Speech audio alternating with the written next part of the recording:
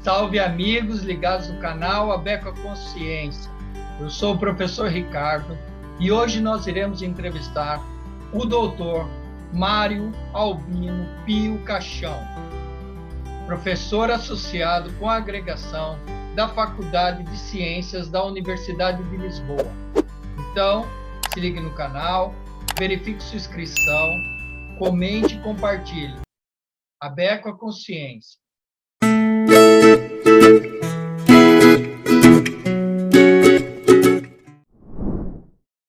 Salve amigos ligados no canal Abeco a Consciência, estamos de volta hoje para entrevistar o professor doutor Mário Caixão, da Faculdade de Ciências de Lisboa.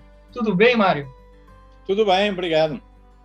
Obrigado você por aceitar esse convite, né, da Associação Brasileira de Estudos do Quaternário, a Abeco, aqui no nosso canal Abeco a Consciência.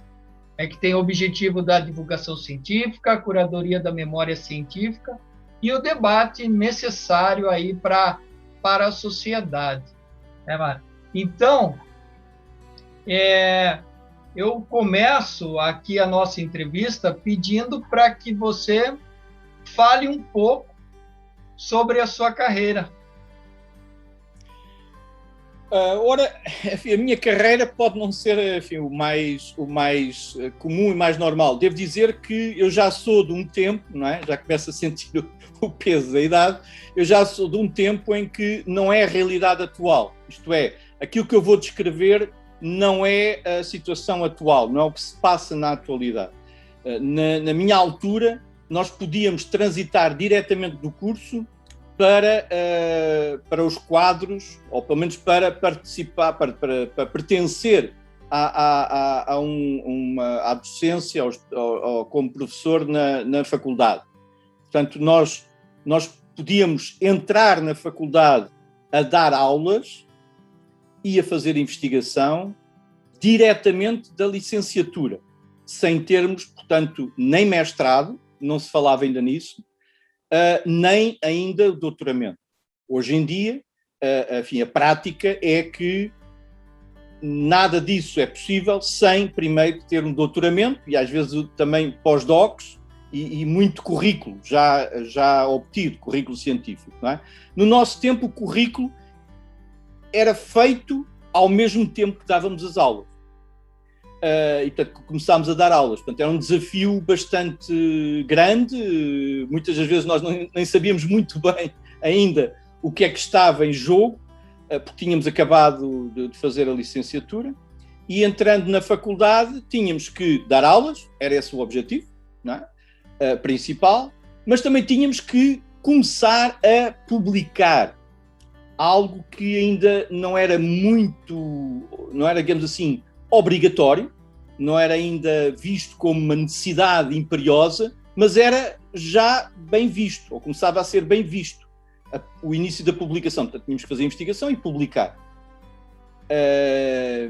E nessa altura, já muito cedo, já que, enfim, para enquadrar quem nos está a ver que não conhece essa realidade, nós aqui na Faculdade de Ciências, a Faculdade de Ciências da Universidade de Lisboa funcionava num edifício antigo, na zona, digamos assim, mais central de Lisboa, o que a gente chama o Bairro Alto, a zona, portanto, uma das zonas clássicas antigas de Lisboa, num convento. Esse edifício antigo ardeu pouco tempo antes de eu ter entrado na faculdade. Portanto, sofreu um dos seus grandes incêndios. E quando eu entro na faculdade já apanho, digamos assim, as ondas de choque.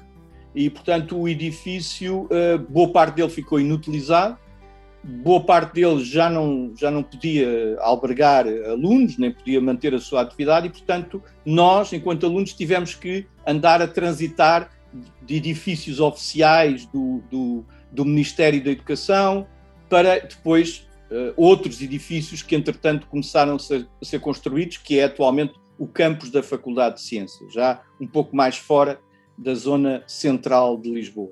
Portanto, eu apanhei boa parte dessa transição, em que tínhamos aulas, na realidade, em 3 sítios de Lisboa. Tínhamos que andar a circular entre 3 sítios de Lisboa e por força dessas circunstâncias e devido ao facto de que as antigas instalações comportavam ainda uma parte das coleções de fósseis, que é a minha área, uma área da paleontologia, eu sempre me mantive muito ligado a esse edifício antigo, por causa das coleções, da salvaguarda das coleções, do que tinha sobrado, da reestruturação das coleções.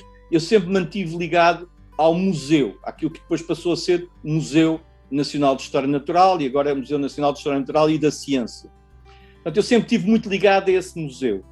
E por força destas circunstâncias, apesar de ser elemento da faculdade, por força de estar ligado ao museu, a componente de divulgação, a componente de estar disponível para o público, de estar disponível para dar informações ao público em geral, sempre esteve também presente. Não é? De vez em quando éramos confrontados com questões, pessoas que nos contatavam por esta ou aquela questão. Portanto, a própria divulgação, a própria extensão universitária, logo muito cedo fez parte do dia-a-dia, fez parte do meu dia-a-dia. Não era realmente a prioridade nessa altura, porque a prioridade era dar aulas e fazer a nossa investigação, porque depois rapidamente começou a instituir-se o mestrado e a necessidade da gente ter um mestrado e depois a necessidade de ter o doutoramento. Portanto, tudo isso começou a ganhar cada vez mais importância e relevância. Dar aulas, enfim, era o objetivo, digamos assim, aquilo para aquilo que nos pagavam diretamente, não é? E, portanto, também tínhamos essa obrigação, mas a divulgação sempre esteve numa primeira fase, enfim, quase diríamos na retaguarda, e aos poucos e poucos foi ganhando terreno. De tal maneira que agora eu já estou já estou num novo edifício, num novo campus da faculdade, já não estou no edifício antigo, mas essa componente de divulgação, componente de manter uma ligação às populações, dar apoio às escolas, dar apoio aos vários graus de ensino pré-universitário, eu diria que agora é capaz de fazer mais de 50% da minha atividade. Devo confessar que ainda para mais em contexto de confinamento, já que não pudemos ir ao campo, portanto estamos muito limitados na atividade de investigação, em muitos casos, devo dizer que mantermos esta componente de divulgação através dos meios normais, de uma página de Facebook, onde nós comentamos muita informação, onde eu ponho muita informação disponível, digamos que essa atividade hoje em dia é capaz de já andar pelos 50% de toda a minha atividade e os outros 50% repartidos entre dar aulas ou fazer investigação. Portanto, geralmente digamos, há um semestre em que eu só praticamente dou aulas, há um semestre em que praticamente faço investigação. Interessante essa colocação e essa importância que você atribuiu, né, às suas atividades, a extensão universitária, né? Então, dar apoio a escolas, até como você bem colocou, pré-universidade, então antes de entrarem. Mas quando você entrou na universidade, você contou que não tinha necessidade, né, de doutorado, mas no final, depois você acabou fazendo um doutoramento. Como que foi essa parte da sua carreira aí acadêmica, de titulações? Bom, o doutoramento era sempre uma etapa que precisávamos fazer. O que acontece é que os nossos mestres, alguns dos nossos professores, o doutoramento ainda era quase o final da carreira. Era um doutoramento quase de troisième état, em França. Era, digamos assim, quase o acumular, o cúmulo, digamos assim, a parte mais importante de uma carreira científica. Alguns professores ainda tinham essa imagem que nos passavam, não é? Não era uma etapa, era quase o culminar de uma carreira.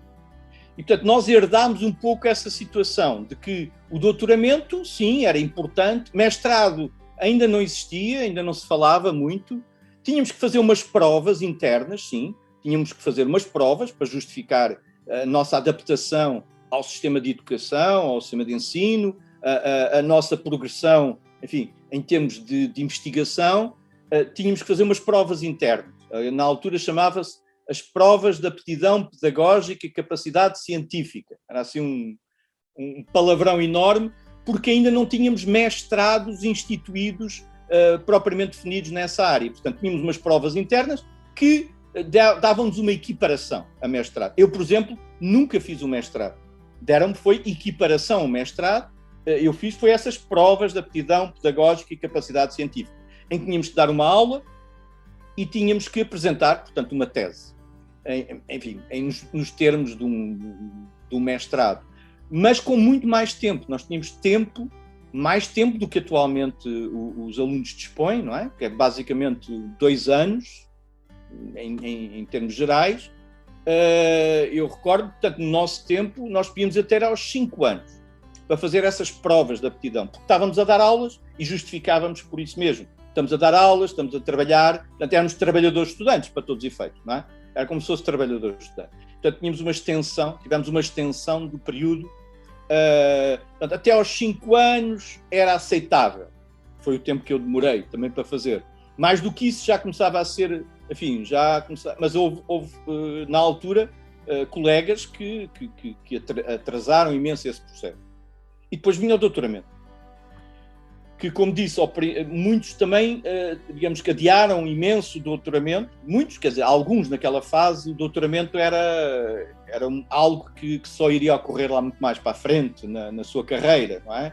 Mário, só te interrompendo, quando você fala, que altura do ano, que década que era, mais ou menos, assim, você lembra os anos? Estamos a falar portanto, quando eu entrei em 1985. Portanto, estamos a falar da segunda metade dos anos 80 do século passado. Portanto, 80, 90, ainda foi muito assim. 95, daí para a frente, pronto, já tínhamos mestrados, portanto, os colegas novos já entravam e já tinham que fazer o mestrado, já tinham que fazer o doutoramento. Portanto, a partir daí, no finais da década de 90, já as coisas estavam muito próximas daquilo que é a realidade de hoje em dia. Não é? Mas quando eu entrei, nós apanhámos, portanto, uma transição de uma situação em que publicar não era estritamente obrigatório, publicar em revistas internacionais era algo bastante raro, apenas para um ou outro colega ou de uma outra área científica é que isso acontecia. Passámos dessa situação, em que era uma situação rara, para a situação que hoje em dia que é corrente e até exigida, não é? Até é obrigatório, podemos dizer, hoje em dia, publicar em revistas internacionais, com revisão por pares, etc. Portanto, todos esses aspectos, que fez com que, por exemplo, boa parte das revistas científicas cá em Portugal, na nossa área da geologia, tivessem quase praticamente desaparecido. Não desapareceram todas, felizmente, mas muito boa parte delas desapareceram. Felizmente, pelo que eu sei, ou pelo que eu vejo, no Brasil ainda continuam a existir e vocês têm massa crítica de uma comunidade grande, de uma população muito grande, que justifica, não é? A nossa, infelizmente, não temos, digamos assim, a massa crítica para produzir artigos em revistas em Portugal, infelizmente reduziu-se e não justifica, em muitos casos, não é? Portanto, a necessidade foi fuga para a frente, e a fuga para a frente é publicar em revistas internacionais, não é? E é isso que hoje em dia é obrigatório, não é? E quem entra hoje em dia na faculdade, os colegas mais novos que entraram na faculdade, já entram com um currículo que já impressiona, não é? Impressiona, já é um currículo de artigos científicos, isto cada vez está mais exigente, o que de algum modo indica que a entrada na faculdade está muito estrangulada e vamos ver o que é que vai acontecer, porque nos últimos tempos tem estado a reformarem-se em várias áreas da faculdade, reformarem-se às dezenas e entram 1 ou 2 ou 3. não é? Portanto, o déficit é brutal, é de uma ordem de grandeza, não é? Reformam-se uma ordem de grandeza a mais do que aqueles que estão a entrar, não é? Isto, obviamente, que em breve vai entrar em uma situação insuportável, não é? Que já está, já há muito tempo que vem sendo denunciada, não é? Que vem sendo alertado para a situação de colapso do sistema académico, porque não há como, não é? Não há Eu como tenho duas questões aí, Mário, até por estarmos em sistemas universitários e países diferentes, né?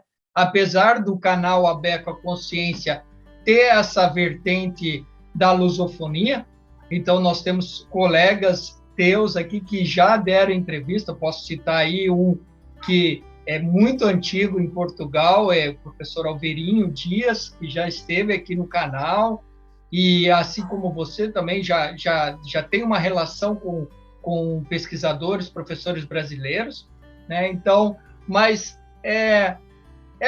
essa diminuição é algo, por exemplo, a Universidade Federal no Brasil, ela tem meio que como normativa, quando um professor se reforma ou aposenta, né, abre-se uma vaga para um outro entrar através de concurso público.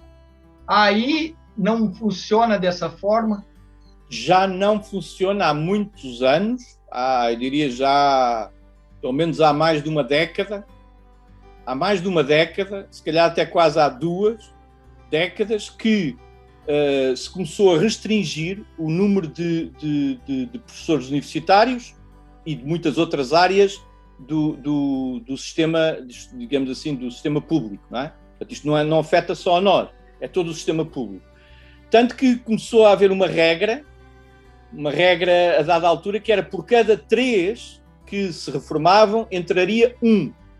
Essa situação de sai 1, entra 1, era a situação que nós, digamos, tínhamos, e embora que na nossa altura, por circunstâncias especiais, na nossa altura a faculdade estava a crescer. Era uma situação em que a faculdade estava cada vez mais a aceitar mais alunos e, portanto, estávamos numa fase de crescimento, tivemos uma fase de expansão. Nós entrávamos quase que 10 novos docentes, houve uma altura que era quase 10 novos docentes por ano. Portanto, houve uma altura de grande crescimento, que apanhou, efetivamente, eu apanhei, digamos assim, a meio essa fase de crescimento. E por isso é que nós pudemos entrar diretamente. 10 docentes por ano em todas as áreas da universidade, ou só na geociência? Não. Só na geologia. Só na geologia. Só na geologia. Portanto, tivemos ali uns 3 anos, 4 anos, em que isso verificou. Portanto, foi um crescimento muito rápido. E agora estamos na fase do encurtamento, não é? Portanto, houve uma fase de expansão, a fase em que as universidades nós precisávamos ter mais um índice maior da população universitária, e, portanto, as universidades estavam a crescer. Depois apareceram as universidades privadas, nessa fase. Agora estão em concorrência, mas a universidade pública está a restringir por força de uma política de restrição da contratação pública, que tem-se vindo a verificar em todos os setores dos serviços públicos, em todos, uma regra geral, que a dada altura era essa regra, por cada 3 que saíam entrava 1, mas agora, ultimamente, tem sido às dezenas a sair, porque digamos assim, é o contraciclo da fase das dezenas a entrar, não é? Portanto, estamos no contraciclo, portanto, esses colegas que entraram às dezenas estão na fase agora de reforma, e não estamos a contratar na mesma.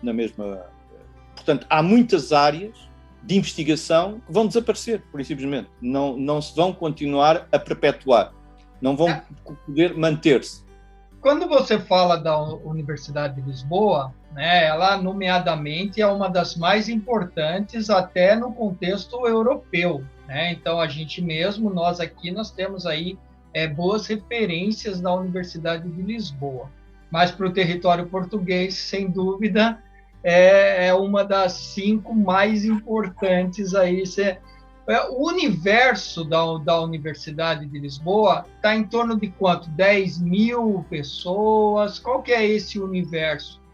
Olha, confesso que assim de cabeça não tenho essas estatísticas. Confesso que não tenho essa. Mas deve variar mais ou menos nesse âmbito, né? Eu diria que sim, é capaz de ser um pouco mais, porque recentemente a Universidade de Lisboa sofreu um processo de fusão.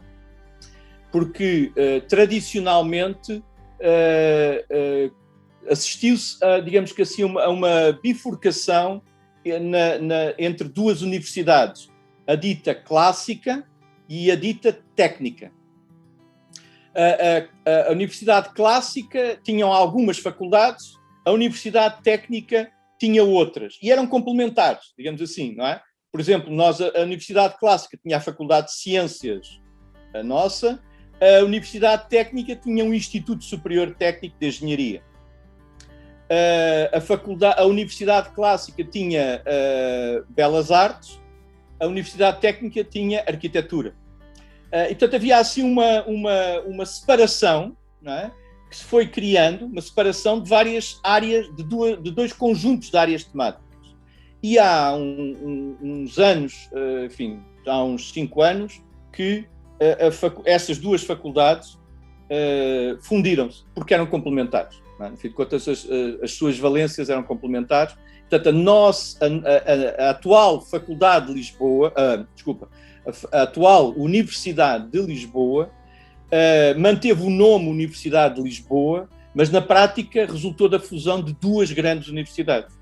A clássica, a dita clássica, que nunca teve clássico no nome, mas era como era conhecida nos meios, a clássica e a técnica.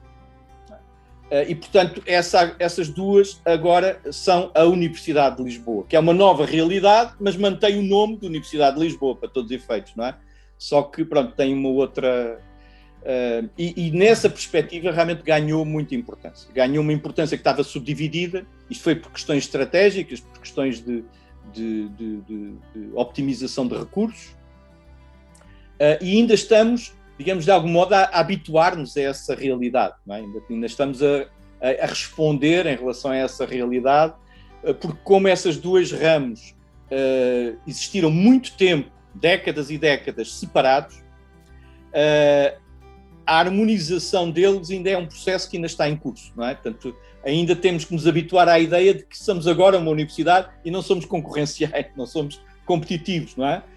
E isso às vezes ainda se nota. Esses tiques do passado ainda se notam no comportamento dentro da mesma universidade, que já não faz sentido, não é? Exatamente. Mas ainda se notam esses tiques, não é? Portanto, tem que vir as novas gerações para ir atenuar, para retirar isso da memória coletiva e passar a funcionar verdadeiramente como uma universidade, não é? Portanto, certo. É um processo que ainda está em curso. Mário, como o canal tem um dos objetivos a curadoria da memória científica, eu queria que você, lembrando aí um pouco dessa história, algumas pessoas, professores, pesquisadores, que influenciaram positivamente a sua carreira. Só alguns nomes, Claro que algumas pessoas vão ficar de fora, mas algumas pessoas chaves aí que em determinado ponto foram influenciadores, foram motivadores, foram importantes, decisivos nos caminhos que você tomou. Sim, pode-se sempre dizer que posso dizer, eu vou ser bias, como é que é? Vou ser falta-me o termo português. Eu vou selecionar apenas aqueles que me marcaram positivamente, ok? Vou deixar de fora, porque também os há aqueles que me deixaram pronto, que também nos ensinaram o que é não ser um investigador, o que é não ser um professor universitário. É por isso que já me questionaram isso no canal, e eu faço questão de frisar que te influenciaram positivamente. Obviamente existem aquelas influências, não chega a ser influências, mas aqueles exemplos que consideramos negativos e que também tiramos proveito, tiramos ensinamentos. Também faz parte.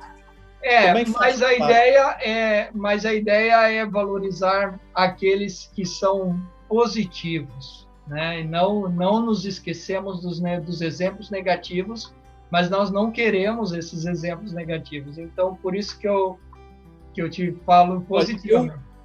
Eu vou começar por um que me marcou muito cedo, ainda antes de eu entrar na faculdade. Ainda antes de eu entrar na faculdade, no final que era o curso dos liceus, portanto, no final do curso pré-universitário, eu tive a oportunidade de ir a um museu que não conhecia, um museu geológico. É um museu de uma instituição que ainda existe. Eu diria que é um museu dentro de um museu. É um museu de materiais geológicos, paleontológicos, mineralógicos e também arqueológicos, ainda num cenário de como é que as coisas se faziam no século XIX, princípios do século XX. Portanto, é um museu dentro de um museu. Espero que esse museu permaneça, em boa parte com algumas das suas características, embora, claro que ele vai ter que evoluir, ele tem que evoluir, mas algumas das suas características clássicas era muito interessante que ele mantivesse, porque é algo que tenho a impressão que já não se encontra, se calhar, nessa Europa. Se calhar por essa Europa fora, e se calhar não há muitos sítios onde os museus ainda permaneçam com essa característica, porque hoje em dia eles têm que mudar completamente, não é? Eu não conhecia na altura fui, digamos assim, não tínhamos internet, e portanto foi uma professora que me disse, que viu que eu gostava particularmente de geologia, o que não era normal na altura, como continua a não ser muito normal hoje em dia, e disse-me para eu ir ver esse museu. E eu fui e levei os meus materiais, e nesse museu, recordo-me perfeitamente, existia uma personagem enorme. Enfim, eu já era cresciadote, não é? Mas mesmo assim era um homem enorme, de bata branca, com um nome muito difícil de pronunciar, que me acolheu. Eu era um mero visitante, novo, um miúdo novo, com meia dúzia de fósseis na mão, e ele acolheu-me e fez-me sentir tão bem, com exemplares que eu sei agora que são exemplares perfeitamente corriqueiros, perfeitamente, não sei se o termo em brasileiro existe, mas perfeitamente normais, perfeitamente banais, dos fósseis mais banais que a gente pode encontrar, e ele teve uma atitude de atenção, uma atitude de consideração, uma atitude de apoio, que me marcaram até aos dias de hoje, devo dizer. Até aos dias de hoje. Foi algo que eu não encontrei muito depois, apesar de ter tido apoios variados e ter tido, enfim, muita gente, obviamente, a apoiar-me e a servir-me de referência, mas quando esta questão é-me colocada, a pessoa que me vem à mente é este, que nem era meu professor, nunca foi meu professor, ele dava aulas pontualmente aqui e acolá, era um investigador, geólogo, paleontólogo, que também trabalhou em arqueologia, numa altura em que, portanto, estes investigadores tocavam estas áreas todas, nomeadamente do Quaternário, mas não só. Portanto, trabalhavam no Quaternário, no Cenozoico, no Mesozoico. Eu acho que ele, por acaso, nunca trabalhou no Paleozoico, mas trabalhou nas ilhas, em vulcanismo, enfim, era um naturalista à moda antiga. O nome dele, George Zbizewski, ele era russo-polaco, portanto, de origem, veio trabalhar para cá, e uma figura realmente notável, não só como investigador, por tudo aquilo que ele publicou, mas para mim, muito importante, por aquele carinho que ele teve. Aquele carinho que não obrigava nada, quer dizer, não, ele é investigador de um museu, aparece um miúdo com meia dúzia de fósseis, podia, sim, ok, são asteroides do Miocénico, ok. Mas não, foi uma atitude que realmente me ficou marcada. Tão marcada que pode-se dizer que todo este tempo eu tenho tentado replicar sempre que possível. Tenho tentado devolver, não a ele, que já faleceu, obviamente, mas a todos aqueles que nos contactam, não é? Com materiais, que alguns são muito interessantes, são exemplares realmente notáveis e úteis, mas outros são aquilo que nós podemos dizer materiais simples, materiais normais, materiais comuns, não é? Mas aquilo que eu tenho como preocupação é transmitir, enfim, um apoio, lidar com essa informação e com esses materiais com o mesmo respeito, com a mesma consideração com que o mestre Zbi, que era como era conhecido, o mestre Zbi, porque era muito mais fácil do que dizer Jorge Zbizewski, como o mestre Zbi me tratou, não é? E eu tenho procurado devolver isso à sociedade, em várias vezes, e aliás, a última, já agora, enfim, aproveito para não é que se calhar ao nível do Brasil, ao vosso nível, não faça muito sentido, mas vocês terão aí os mentores de iniciativas semelhantes, mas há uma iniciativa que eu lancei já há vários anos, mas ultimamente tem ganhado alguma dinâmica, que é, chamei-lhe dos tesouros naturais. E este espaço, é um espaço, eu chamei-lhe uma associação, mas não é uma associação para já formal, nem nada, é apenas um pretexto para que quem tem crianças, e isto é destinado sobretudo a quem tem crianças, daquelas que nós nos reconhecemos, que gostam de tudo, gostam de apanhar tudo, gostam de ver tudo, com atenção a todos os aspectos naturais, tudo aquilo que os rodeia, dar-lhes a atenção devida, dar-lhes o carinho devido, dar-lhes o apoio devido a essas atividades que muitas vezes a gente sabe que não são tão bem acarinhadas, às vezes por razões várias, mas às vezes pelos próprios pais que estão muito ocupados ou não têm, enfim, grande formação na área e então não reconhecem a importância e o interesse de uma criança de 7, 8 anos, 6 anos, quando pega num seixo, quando pega num fóssil, quando pega num mineral. O acarinhar essa atividade pode mudar completamente a vida dessa criança e pode colocá-lo numa rota que venha ter até nós e venha a ser um futuro colega de investigação nas nossas áreas. E, portanto... Desculpa, Mário. Tem alguns projetos que eu pesquei assim, e é muito interessante os títulos, né? Que a gente vai falar mais para frente aqui dentro desse bate-papo, né? Clube de Geologia, Geologia no Verão, Do Grão ao Planeta, O que faz o cientista. Então, são todas essas atividades que você vem desenvolvendo aí no nível extensionista, né? Mas, sim, complementa. Desculpa te atrapalhar. Vamos voltar nos professores e depois a gente vai para essa... Sim, eu próprio já estendi, não é? Estendi porque acho que é muito importante e estes tesouros da natureza, como eu estava a dizer, podemos depois retomar mais à frente, estes tesouros da natureza são uma dessas atividades daquilo que eu chamei, digamos assim, a dada altura eu senti a necessidade de colocar todas estas atividades, que são muito diversas, não são só de um tipo, são muito diversificadas, colocá-las ou dar-lhes uma designação única. Porque uma coisa é nós sermos professor e darmos aulas. Ok, as pessoas percebem o que isso é. Outra coisa é ser investigador e publicar. As pessoas percebem o que isso é. Mas depois há todo um conjunto de atividades, de palestras, de apoio ao público, de divulgação, muito variadas, que correm o risco de se perder um pouco do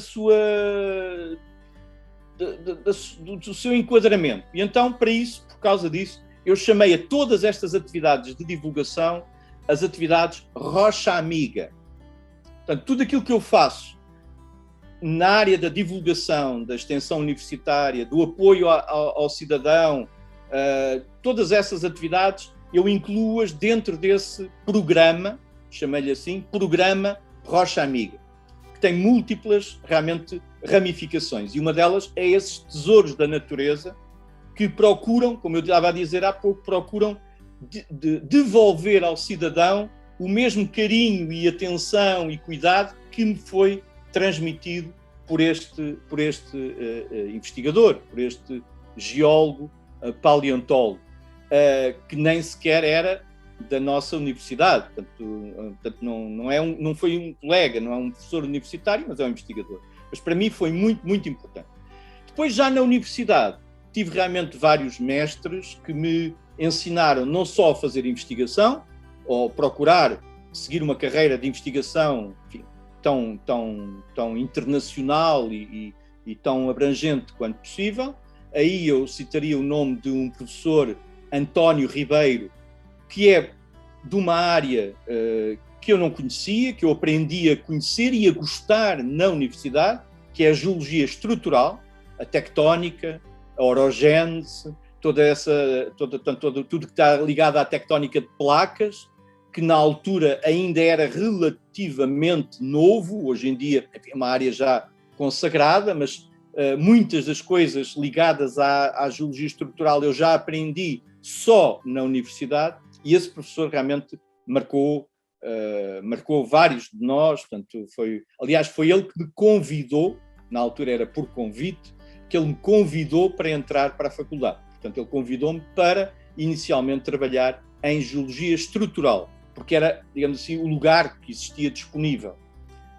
E depois, com o tempo, eu passei então para a área onde estou atualmente, que é a área da paleontologia, da estratigrafia, portanto, a área que é realmente aquela onde tenho vindo a trabalhar mais e que me interessa mais. Mas a parte da estrutural sempre teve um carinho particular também na minha atenção, em boa parte por causa deste professor, do professor António Ribeiro. Ele já está jubilado, mas ainda permanece, enfim, ativo a trabalhar e sempre foi realmente um professor notável.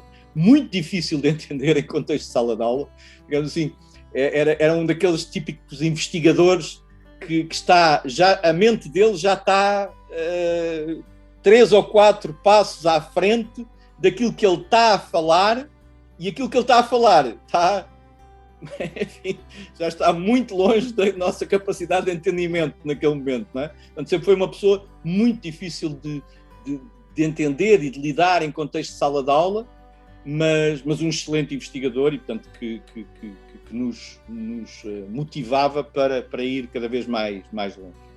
Em termos de professor, em termos da arte de ensinar, da arte também de divulgar, que continua a ter uma grande atividade, também já está jubilado, uma grande atividade de divulgação, é o professor Galopim de Carvalho. O professor Galopim de Carvalho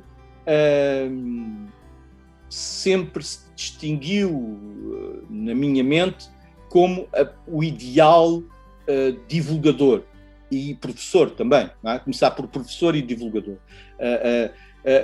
Claro que isso também trazia problemas, porque a maneira dele dar aulas era muito com analogias, com histórias, com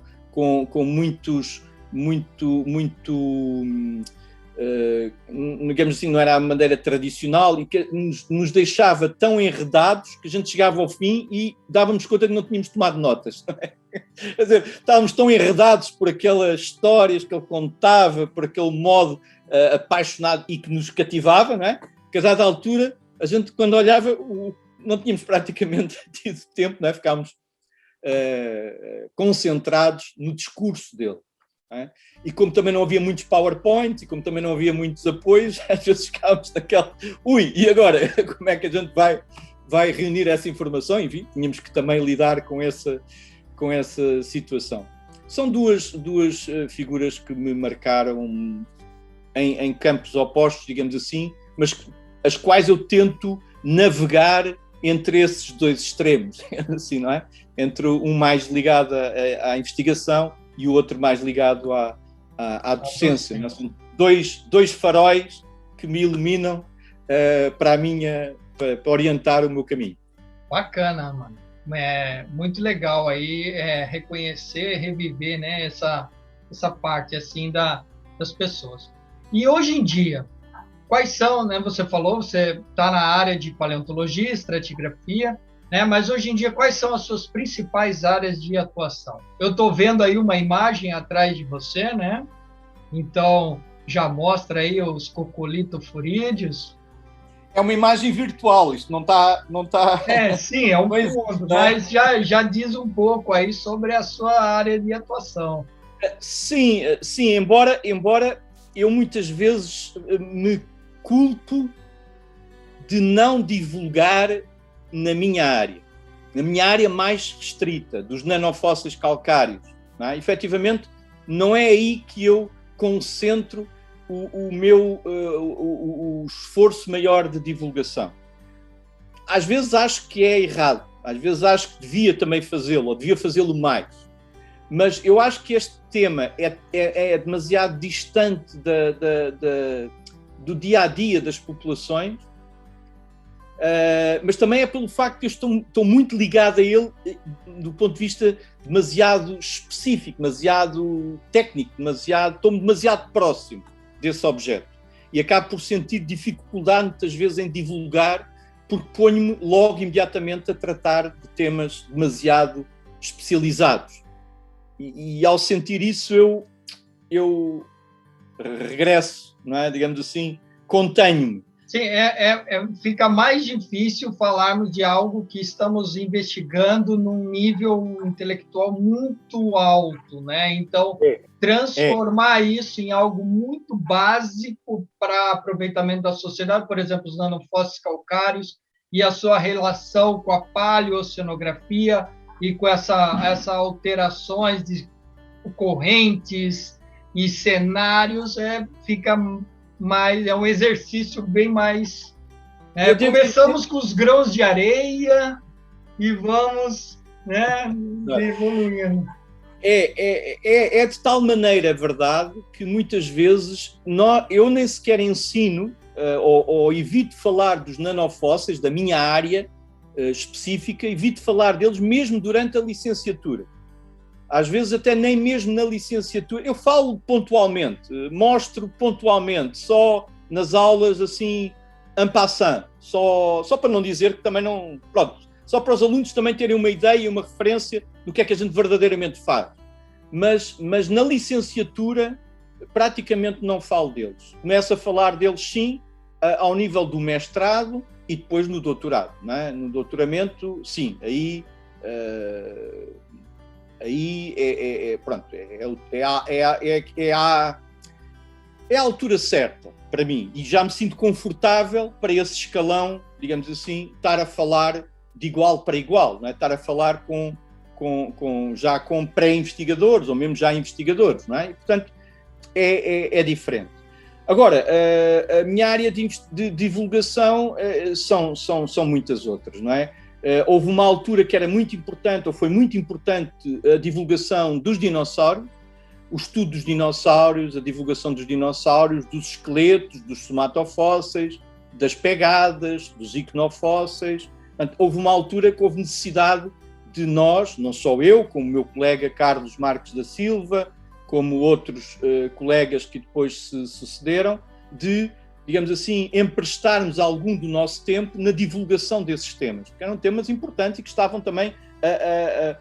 não era a primeira vez que eram estudados, mas ainda precisavam de ser tratados, acarinhados, divulgados. Hoje em dia, já há investigadores com doutoramento específico nessa área que, digamos, tratam dessa componente. Portanto, eu já não preciso de estar a trabalhar esses temas, embora ainda utilizo esses temas, obviamente, em atividades de divulgação, quando é importante, não é? Portanto, eu tenho uma atividade naquela área da rocha amiga, há uma atividade que é o jogo dos seixos. Os seixos, os elementos rolados, não é? Portanto, do round pebble, não é? O seixo rolado. Porque é um tema a meu ver, que é mais fácil de ser apreendido pelas populações, porque, de uma maneira geral, as pessoas gostam do seixo rolado mais do que a pedra, não é? Que a rocha, que é angulosa, que é irregular. O seixo rolado é agradável ao toque, é simpático, encontra-se na praia, e, portanto, é um tema que está disponível, é uma matéria que está disponível, é fácil de fazer chegar à população e tem muita informação. E esse jogo dos seixos, no fim de contas, é reconstituir a história geológica, a paleogeografia, contar, portanto, a evolução geológica de uma região a partir dos seixos que se encontram num determinado setor do litoral, da praia, não é? Portanto, relacioná-los com as rochas e estas com o enquadramento geológico da região. Há um desses jogos que é o jogo dos seixos, variante dinossauros, não é? Em que são seixos das praias, de um conjunto de praias, onde ocorrem os restos de dinossauros, e algumas vezes, tenho uns 2 ou 3 seixos, que eles próprios são ossos de dinossauros rolados. Portanto, já não são elementos úteis do ponto de vista paleontológico, já se perdeu muita da informação, mas não deixa de ser um osso fossilizado de um dinossauro. E quando a gente passa um destes seixos para a mão de uma criança e lhe diz, olha, tens um osso de dinossauro na mão, não sei se já tinhas dado conta, e realmente é um espetáculo, não é? Portanto, é um tema que continua, obviamente, a abrir as mentes e tem muito por onde, e, portanto, permite realmente abordagens muito variadas. Portanto, os dinossauros, houve uma altura, e continua ainda a ser um tema quase obrigatório nestas atividades de divulgação. Mas, para mim, neste momento, o desafio principal nem são os fósseis, porque os fósseis têm um carisma e têm um interesse inato. Não são também os cristais em si, que também têm um interesse inato, não é? Pelas formas, pelas geometrias, pelo brilho, pelo fascínio, não é? Mas é a pedra, a rocha. A rocha é que é o nosso calcanhar daqueles da geologia. A rocha é que é o elemento que nós precisamos trabalhar, é o conceito que nós precisamos trabalhar, precisamos mudar na mente das pessoas a imagem que as pessoas têm da pedra, convertendo-a na rocha. Uma das coisas que eu costumo dizer aos mais pequenos é qual é que é a diferença entre pedra e rocha. E o engraçado... essa eu sei. A pedra é aquela que você taca na cabeça dos povos. Há essa definição, que geralmente tem a ver com o facto que a pedra é mais pequena que a rocha. Esta, por exemplo, é uma das definições mais comuns dos mais novos. Mas o mais engraçado, o que eu acho delicioso, é que se nós fizermos esta pergunta a um adulto, na melhor das hipóteses temos uma resposta parva. Não é uma resposta parva, quer dizer, saber, é tudo a mesma coisa, não interessa nada. Mas para os mais miúdos, eles envolvem-se na definição. Eles preocupam-se em arranjar uma definição. E o mais engraçado é que arranjam a sua própria definição. E geralmente a pedra é mais pequena, a rocha é maior. A rocha é geralmente de maior volumetria, a pedra é geralmente mais pequenina. É uma definição tão útil como outra qualquer. E aquela que eu procuro meter na mente deles é que, na realidade, são a mesma coisa, só depende da nossa atitude perante elas. Nós geralmente começamos com uma atitude de pedra, que é, não queremos saber o que aquilo é, não temos interesse em saber como é que aquilo chegou, como é que se formou, está ali. E, enfim, na melhor das hipóteses, serve para atirar a alguém, não é? Ou um gato, ou o que é que seja, não é politicamente incorreto. Mas enfim, não tem interesse particular. É um objeto que está ali, eu costumo equiparar, é a mesma coisa que chamar às plantas ervas. Geralmente as pessoas chamam ervas porque não nos interessa, aquilo são ervas, estão para ali ervas que não nos interessa, não é provavelmente uma planta, não é provavelmente uma determinada árvore, um determinado arbusto, é uma erva. É um termo que é utilizado por quem não se interessa por esse objeto. Mesma coisa que a distinção entre o que é um animal e o que é um bicho, não é? Geralmente É a mesma coisa, só que bicho a gente utiliza para aquilo que não quer saber, não tem interesse, não quer saber para nada. Um animal já é quando nós nos interessamos sobre ele. Não é? E, portanto, é essa distinção que eu procuro transportar para a diferença entre pedra e rocha. Não é? Pedra, não queremos saber, não nos interessa nada sobre aquilo, está para ali e lá continuará.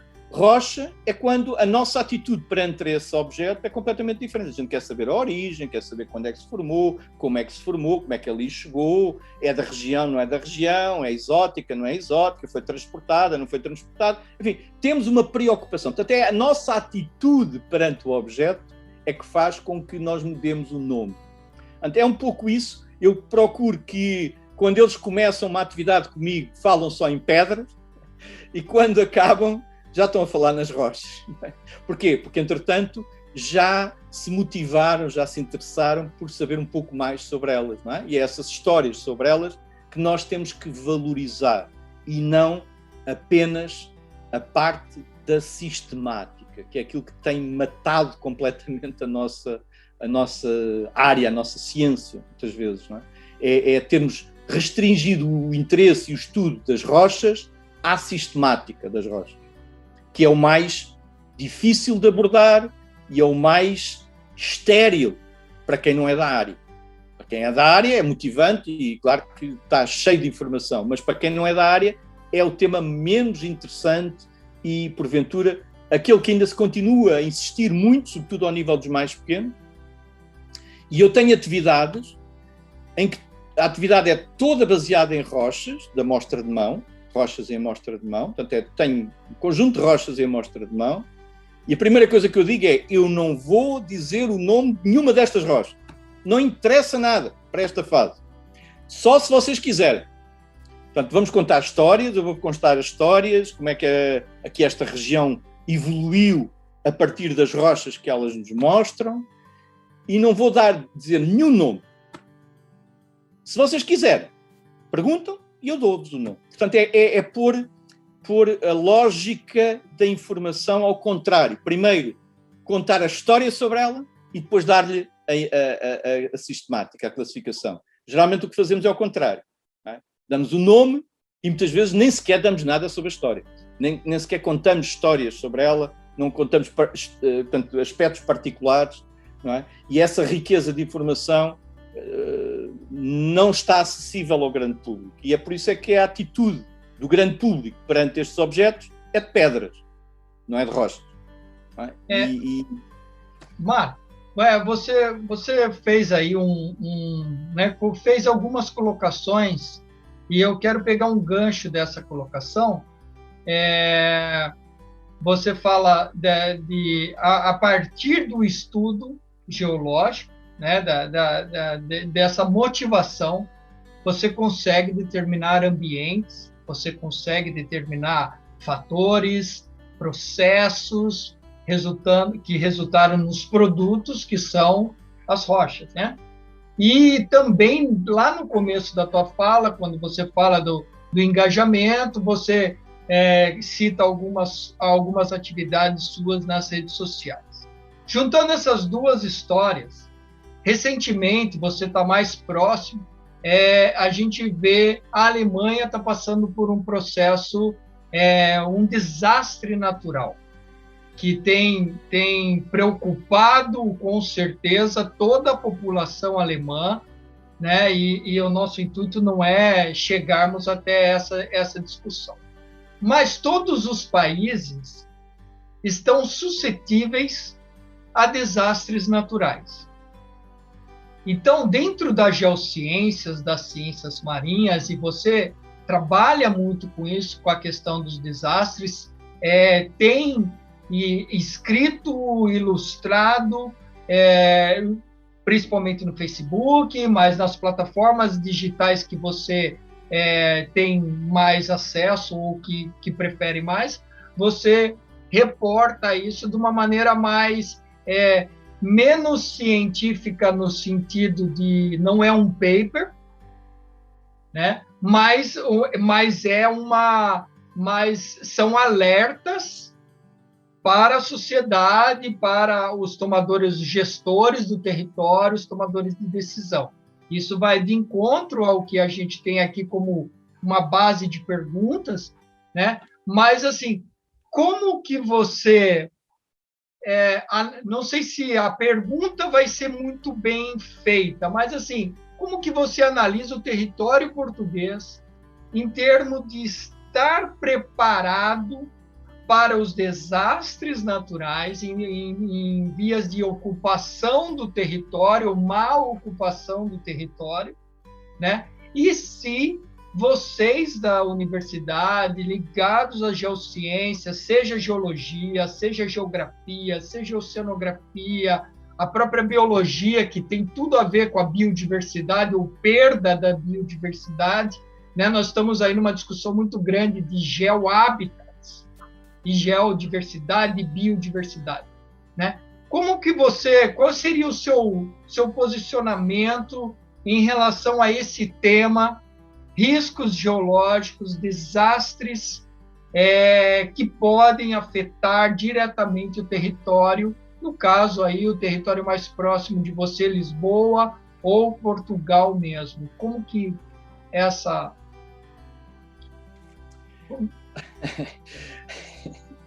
Essa pergunta é muito perigosa para mim. Devo dizer que é muito perigosa para mim porque eu tenho uma postura não tradicional em relação... não sou só eu, não é? Reconheço em muitos colegas de geologia uma atitude que não é atualmente a vigente. Em relação às alterações climáticas, eu penso que, em parte, a pergunta também iria para aí, não é? Portanto, a questão, face às alterações climáticas, face àquilo que se fala das alterações climáticas, qual é que é o grau de suscetibilidade ao risco do território de Portugal continental. Há também as ilhas, que também têm os seus fatores de risco, aí eu diria acrescidos, em alguns casos, também pelo risco sísmico e vulcânico, não é? Portanto, algumas ilhas, as Açores, são ativas e, portanto, há todo esse risco. Eu diria que, por exemplo, nas ilhas, é curioso, mas a percepção do risco está muito mais presente e há uma preocupação e as entidades estão muito mais conscientes desse risco do que no continente, do que em Portugal continental. Em Portugal continental, a componente geológica está muito menosprezada, vamos dizer, de uma maneira geral. Há algumas cidades, como por exemplo Lisboa, têm geólogos na Câmara. O Porto também tem geólogos na Câmara. Portanto, as grandes cidades têm geólogos e têm uma intervenção, nomeadamente ao nível do risco, não só de outras, não é? Construção, planeamento, mas sobretudo ao nível do risco. Mas a maior parte do território não tem. E nem tem essa percepção. Portanto, eu diria que Portugal, como muitos outros países, é suscetível, tem áreas muito críticas em relação ao risco.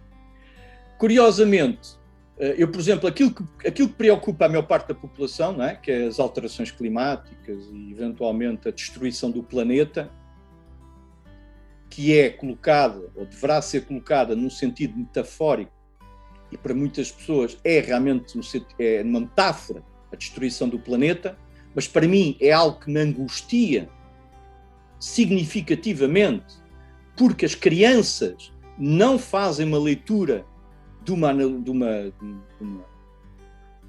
parábola, de uma metáfora, fazem uma leitura direta, e a mim assusta-me a imagem que estamos a transmitir para as crianças, preocupa-me a imagem que se está a transmitir diariamente nas escolas também, mas na comunicação social, em que a informação que passa é que o planeta vai ser destruído.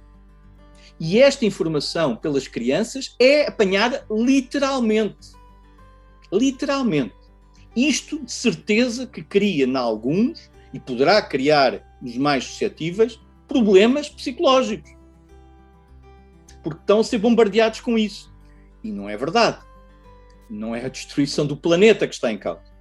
E, portanto, há uma inflação dos termos, há uma metáfora que tem sido exagerada, que tem sido utilizada e propagandeada com determinados objetivos. Em parte,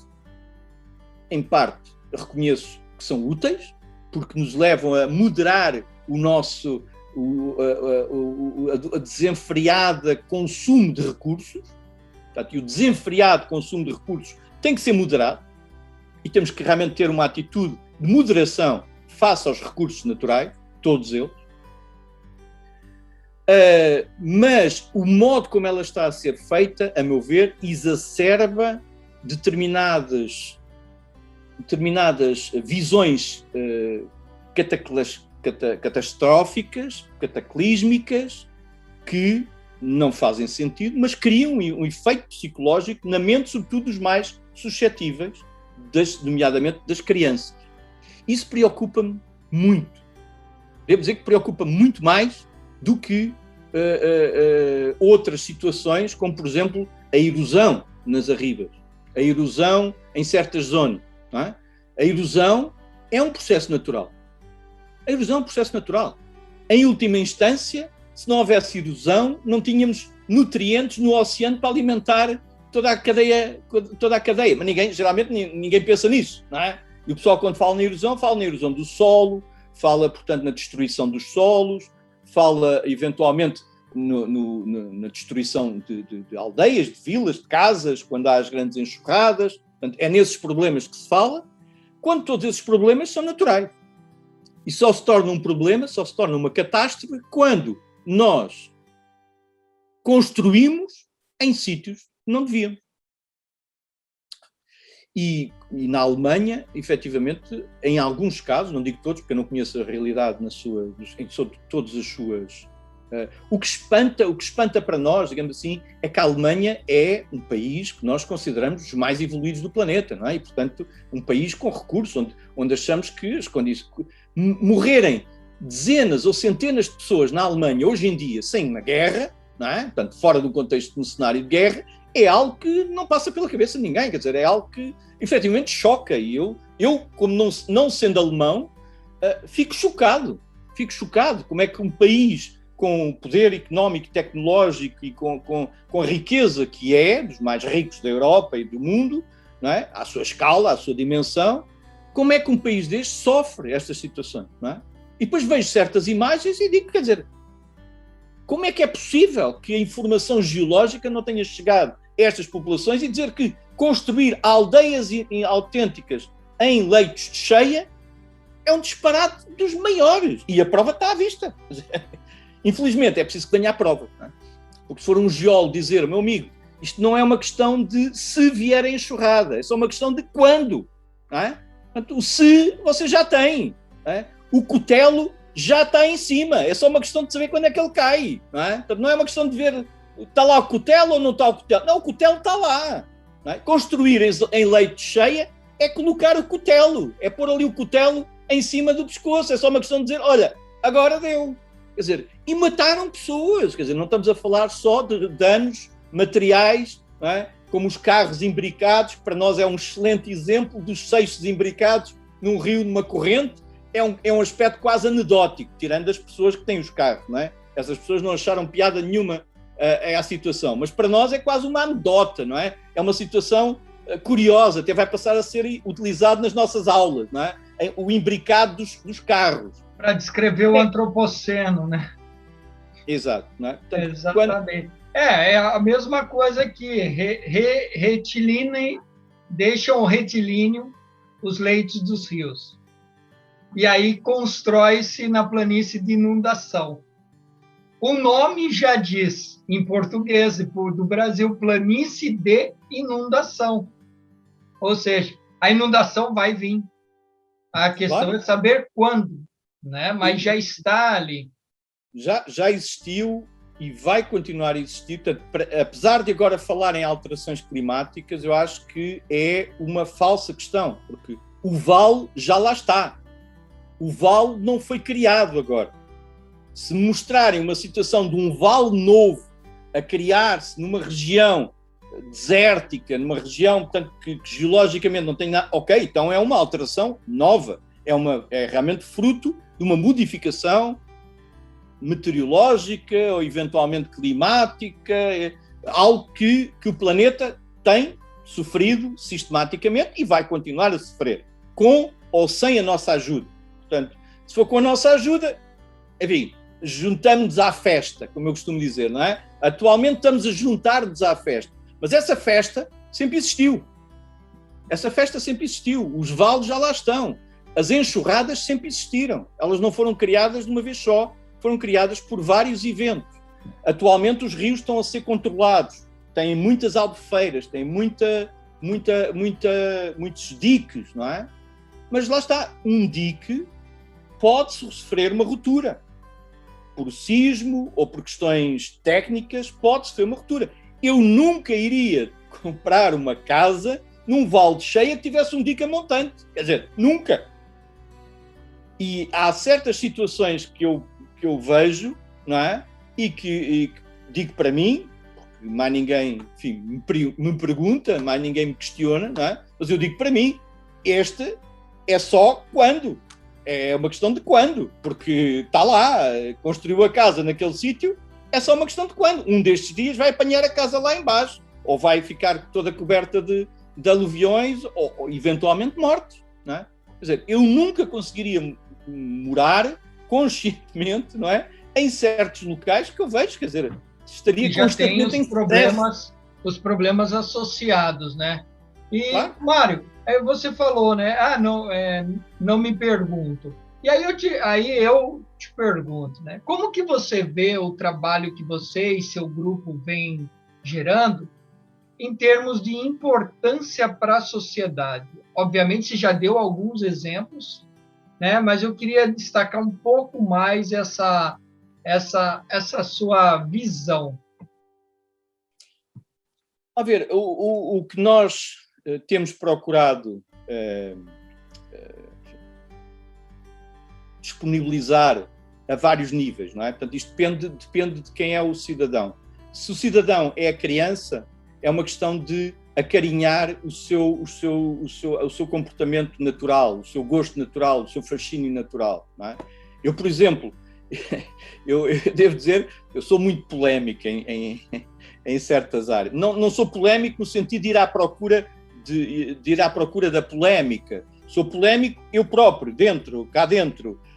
Não sou, enfim, não me enquadro dentro de parâmetros normais, não é? Você se capacita e depois tem uma opinião, né? Polêmico nesse sentido. Você tem uma opinião própria, né? Tenho uma opinião própria e digamos assim, as minhas vítimas são geralmente os meus alunos, não é? São aqueles a que eu transmito estas opiniões e depois logo eles tomam a decisão se realmente são pertinentes ou não e utilizá-las para o seu futuro, não é?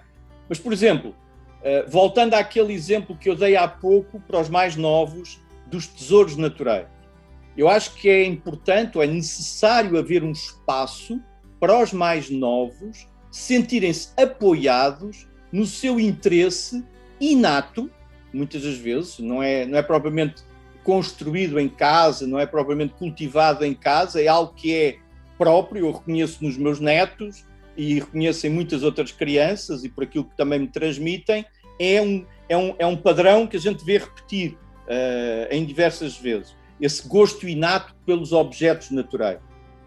E eu procuro criar este espaço de apoio, de carinho a esse interesse nato. Mas o que é que eu vejo? Vejo que uma iniciativa como a minha, enfim, tem tido alguma receptividade, mas não há uma receptividade, um interesse que se pode dizer, ok, a sociedade percebeu que era útil nós criarmos um espaço de apoio, de carinho aos objetos naturais, não é?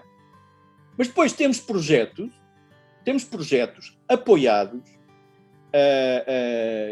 com prémios, premiados, com o carinho da informação dos mídia, sobre o quê?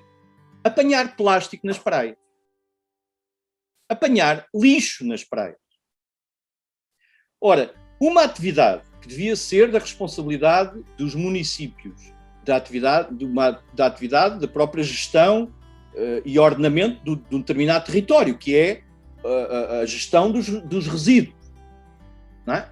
Isto é uma atividade, digamos assim, social, importante, mas não devia ser da responsabilidade de nenhum cidadão, porque nós pagamos os nossos impostos. Devia haver, obviamente, e há, não é? Há instituições, há pessoas que são pagas, ou devia haver pessoas pagas para, digamos assim,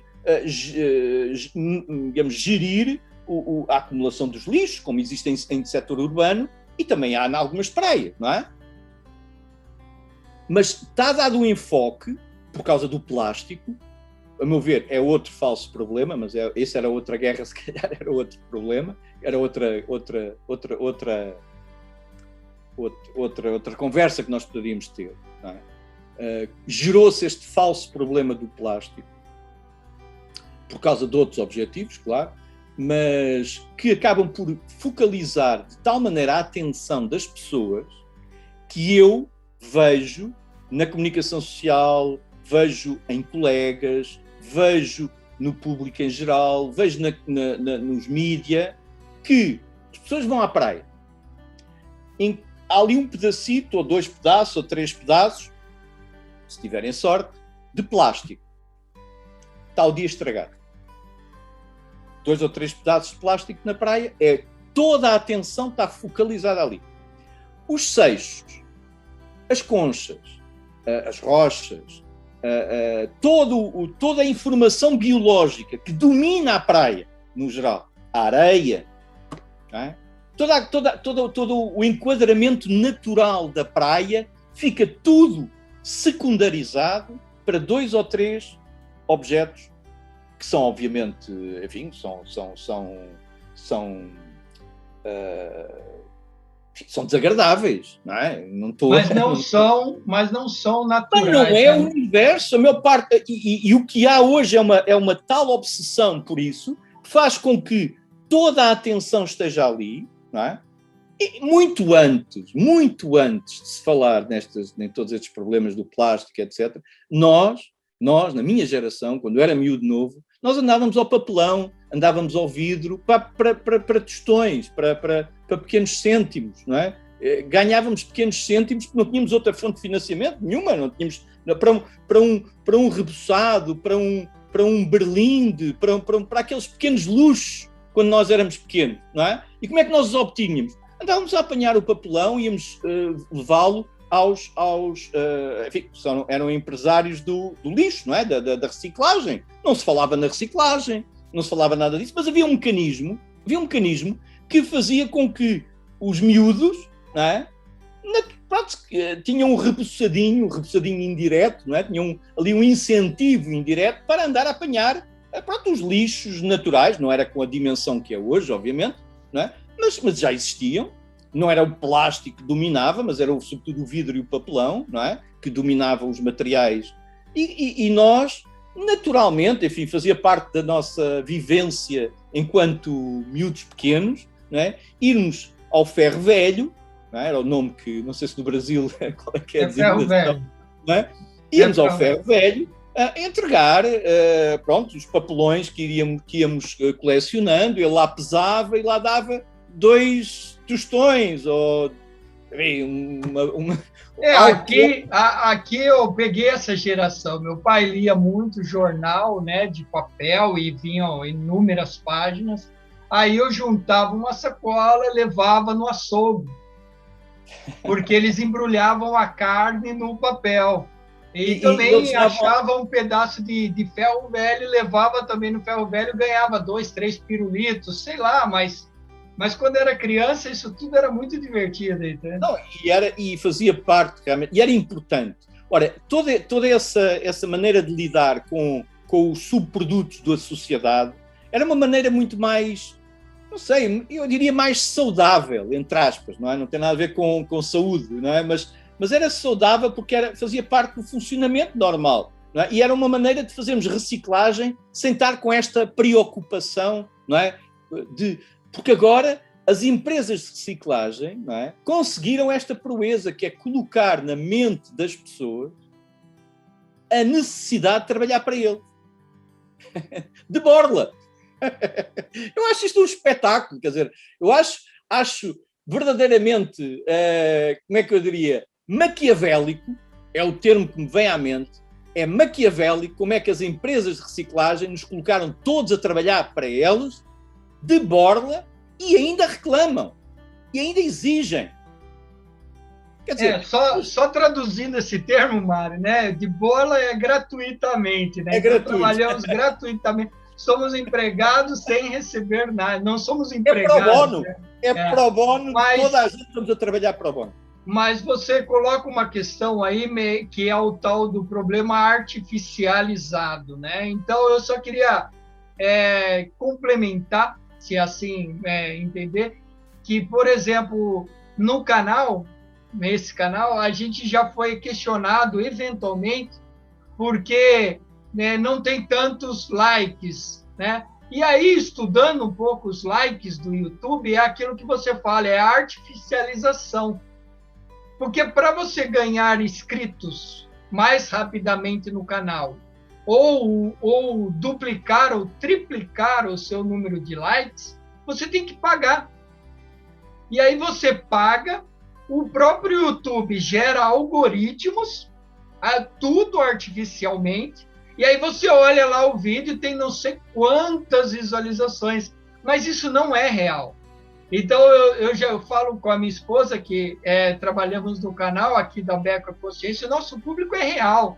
Eles entram, eles interagem, e as informações que nós trocamos aqui, eventualmente, não é para toda a sociedade, mas mas se está disponível para toda a sociedade.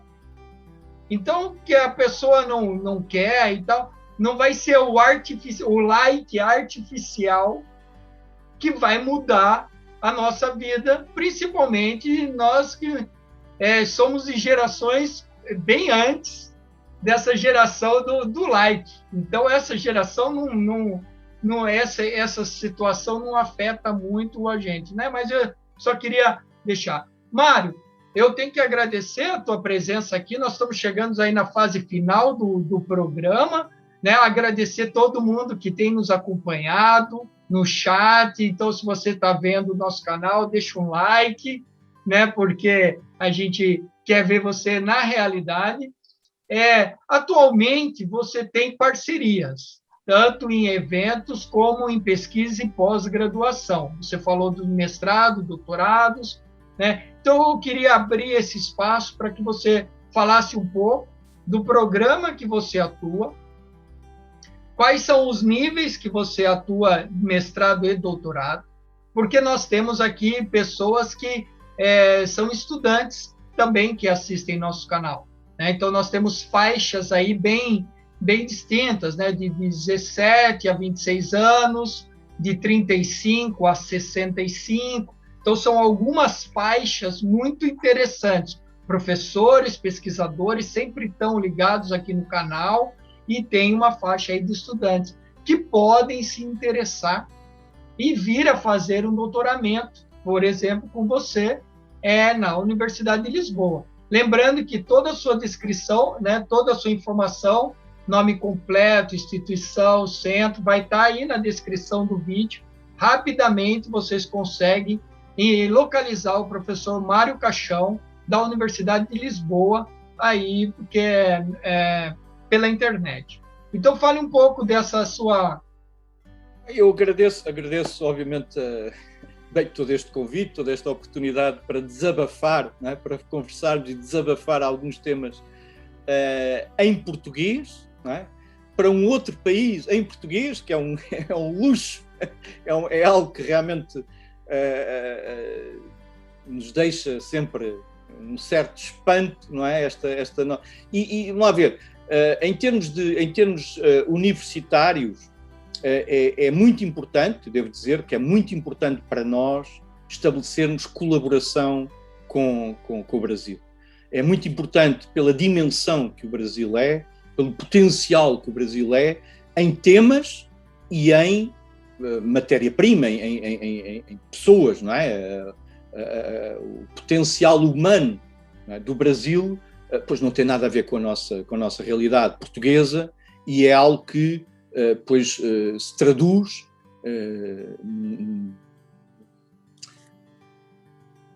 como é que é dizer, numa valorização da nossa própria atividade. Vocês podem valorizar a nossa atividade de uma maneira verdadeiramente impressionante, que ainda não estamos efetivamente a fazer. Não estamos, ainda não atingimos o potencial máximo, de maneira nenhuma, daquilo que nós podemos colaborar. Apesar de várias já iniciativas em curso, que agora foram um pouco constrangidas por causa do Covid, não mantiveram-se algumas iniciativas, algumas atividades, como esta própria, não é? E que irão continuar a manter-se, esta possibilidade de nós podermos dialogar de um lado para o outro do Atlântico com esta facilidade tecnológica. Portanto, isto é notável e é algo que também deve ser aproveitado, nomeadamente para participarmos e colaborarmos em cursos de mestrado e cursos de doutorado, não é? Nós podemos participar mais ativamente, mais intensamente, não só na parte, digamos assim, letiva, com módulos letivos, como também na parte da tutela, digamos, da parte de apoio já ao nível de uma tese, não é? Ao nível da investigação, não é? Portanto, há muito trabalho que pode ser feito, efetivamente, utilizando estes meios disponíveis e mais desenvolvidos atualmente, não é? Por causa da pandemia. E espero que isto seja uma das boas heranças de toda esta situação que estamos a viver, é estarmos mais disponíveis e utilizarmos mais estas ferramentas, não é? Mas sim, a ver, a questão estratégica de colaborarmos com o Brasil prende-se com o facto de que a facilidade de diálogo, a capacidade de nós nos fazermos entender e nós transmitirmos informação é muito mais fácil do que qualquer outro país, não é? E dá uma dimensão internacional.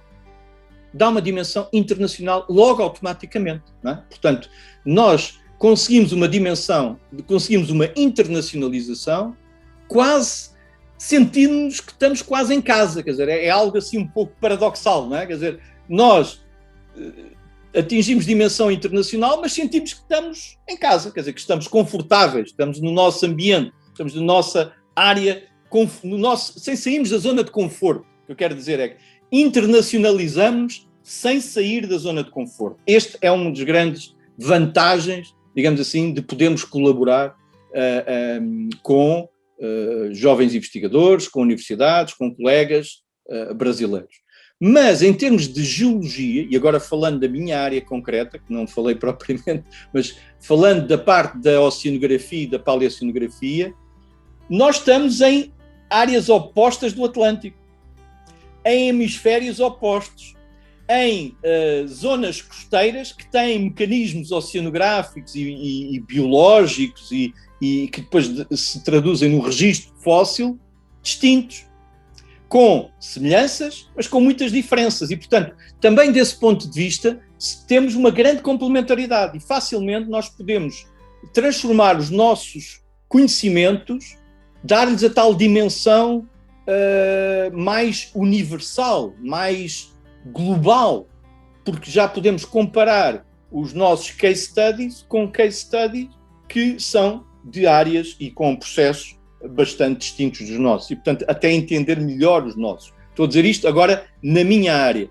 O comparar com a realidade brasileira faz com que eu tenha uma melhor noção, uma melhor percepção do que é que se passa aqui na zona da Ibéria, na zona mais do outro lado do Atlântico, não é? E, portanto, entrando na área concreta da minha área concreta, na área concreta da micropaleontologia, da paleoceanografia,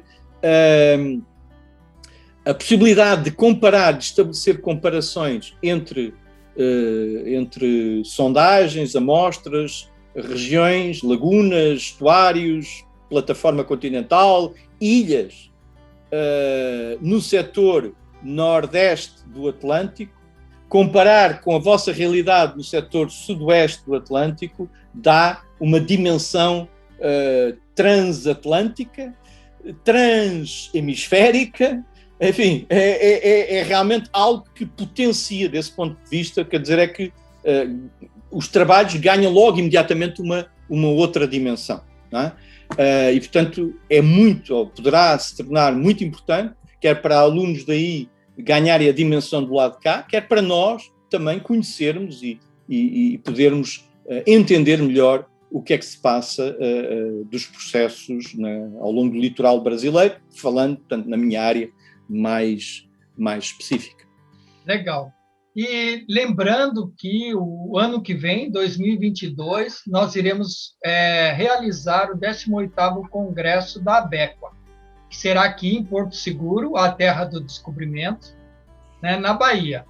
Então, sintam-se todos convidados para ter conosco aqui. Então, as informações serão vinculadas aí nos momentos oportunos, tanto no Facebook, como no Instagram, como no YouTube, como no site. E falando da ABECOA, que é a Associação Brasileira de Estudos do Quaternário, eu queria que você desse uma palavrinha aí sobre a importância da ABECOA e da década dos oceanos, que é o tema do Congresso, mas também aí a ONU decretou a década do oceano, a década dos oceanos, a década das ciências oceânicas, enfim. Então, a importância da ABECOA e da década dos oceanos. Bom, a importância de uma associação que reúne os investigadores do Quaternário eu diria que é estratégica porque há uma grande diversidade de temas, não é? O estudo do Quaternário permite uma multiplicidade de áreas de investigação muito distintas, de investigadores de diferentes perfis, de diferentes motivações, diferentes objetos, e, portanto, criar um espaço de intercâmbio, de partilha de informação, mesmo até de criação de grupos de trabalho multidisciplinares em torno das temáticas do Quaternário, obviamente que uma associação com este perfil, com estes objetivos, ganha uma relevância particular, não é? É preciso, efetivamente, haver um espaço pluridisciplinar, multifacetado, para congregar a grande diversidade de investigadores que trabalham dentro desta área temática do Quaternário, não é? Portanto, acho que uma associação destas é vital para a progressão do conhecimento, porque cada vez mais ela é interdisciplinar, cada vez mais nós não conseguimos abarcar toda a multiplicidade de temas e, portanto, temos é que conhecer a nossa área e ver em que medida é que a nossa área é útil, importante e complementar com as demais. E é neste objetivo que eu acho que uma associação como a ABECOA pois ganha particular relevância, não é? Para mim, no meu caso, o Quaternário cada vez mais é a realidade da minha investigação. Começou por ser uma necessidade de conhecer os processos naturais atuais como análogo atual do passado do Cenozoico, que é a minha área, digamos assim, de investigação, Miocénico, Pliocénico, entender o que é que se passa ao nível dos processos climáticos, oceanográficos, paleobiológicos, portanto, entender esse conjunto de processos no Cenozoico. Muito cedo, para mim, se tornou óbvio que eu precisava de conhecer mais sobre os processos atuais que atuam sobre o grupo que eu trabalho, não é? Que é um dos menos bem conhecidos do ponto de vista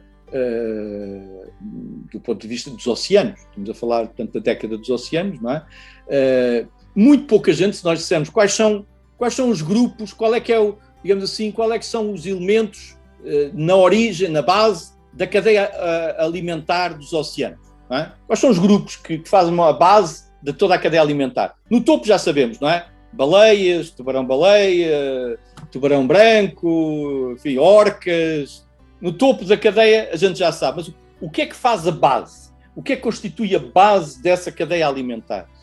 E se fizermos esta pergunta, eu por acaso, enfim, estou a especular porque eu nunca a fiz, não é? Portanto, eu não tenho valores estatísticos, não tenho dados estatísticos, mas eu arriscava a dizer que se fizermos esta pergunta, muito pouca gente, se alguma, é capaz de reconhecer os cocolitóforos ou o nanoplâncton calcário como estando na base da cadeia alimentar dos oceanos, de todo o oceano. Porque uma coisa é a cadeia alimentar junto aos bordos mais produtivos do oceano. Aí são as diatomáceas. Outra coisa são, por exemplo, aqueles blooms, o termo bloom domina a nossa bloom mesmo, é bloom mesmo. Vocês também utilizam o bloom, não é? Ok. Portanto, os blooms de algas tóxicas, que são fundamentais, por exemplo, para a gestão dos mariscos, para a gestão dos peixes, para a gestão dos recursos naturais, ter um controle das algas tóxicas, não é? Mas ninguém se lembra dos cocolitóforos.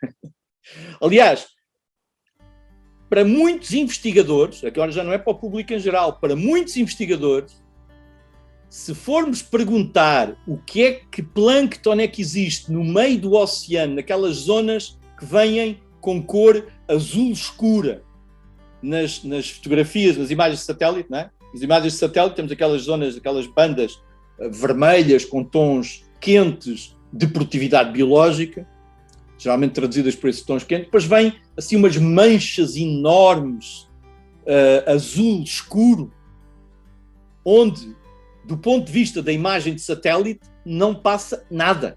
É um deserto completo.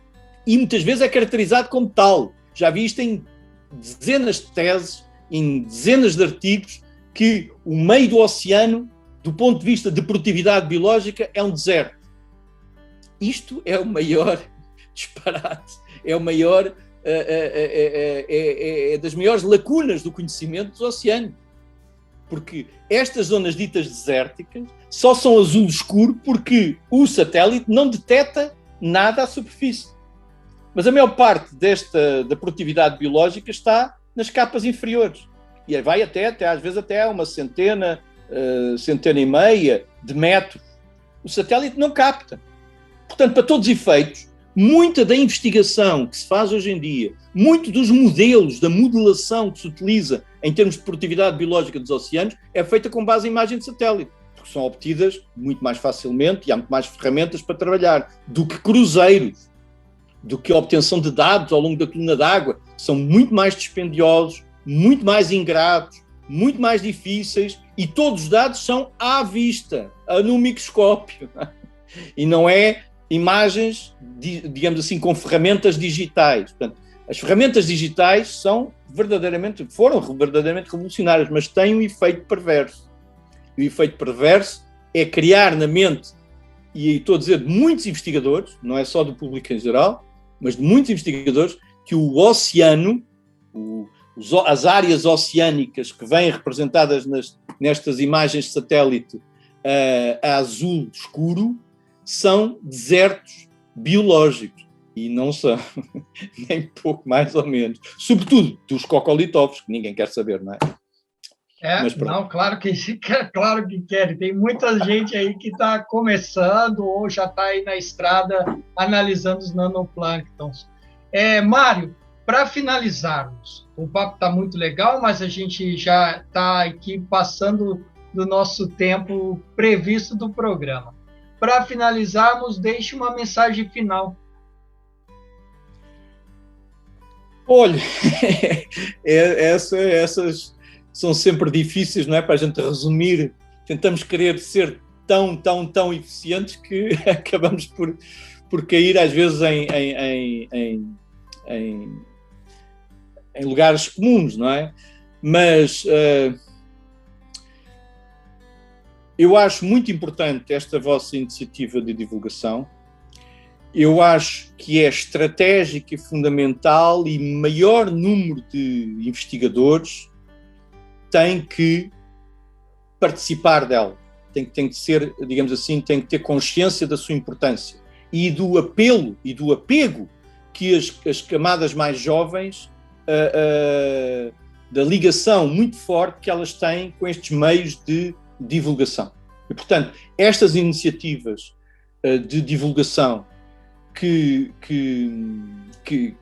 aqui está materializada no vosso canal YouTube, os youtubers, os influencers, têm cada vez mais um papel, e nós temos que ter os nossos influencers em ciência, nós temos que ter os nossos próprios divulgadores, e o que eu sinto é que a dada altura isto já não se compadece com a nossa boa vontade, já não se compadece com a minha boa vontade. Temos que ter profissionais nesta área daqui para a frente, digamos assim, a puxar esta carroça da divulgação. Nós também temos que ter os nossos mentores de divulgação a este nível, não é? Nós conseguimos ir até uma determinada altura, mas eu sinto, quando vejo os vídeos que eu faço e que coloco no YouTube, também tenho o meu canalzinho no YouTube com meia dúzia de vídeos, e quando eu vejo os vídeos que eu faço, comparo com os vídeos feitos por profissionais, por especialistas, youtubers, é uma grande diferença, e nós, enfim, eu reconheço que já não consigo competir com eles, não quero competir com eles, eu quero ou gostava de nós sermos capazes de gerar os nossos próprios futuros, portanto, atuais alunos, eventualmente futuros divulgadores de ciência, que já estejam a esse nível de utilização dos meios modernos de divulgação, de tal maneira que eles consigam ser muito mais eficazes daquilo que nós, tentando o nosso melhor, conseguimos fazer.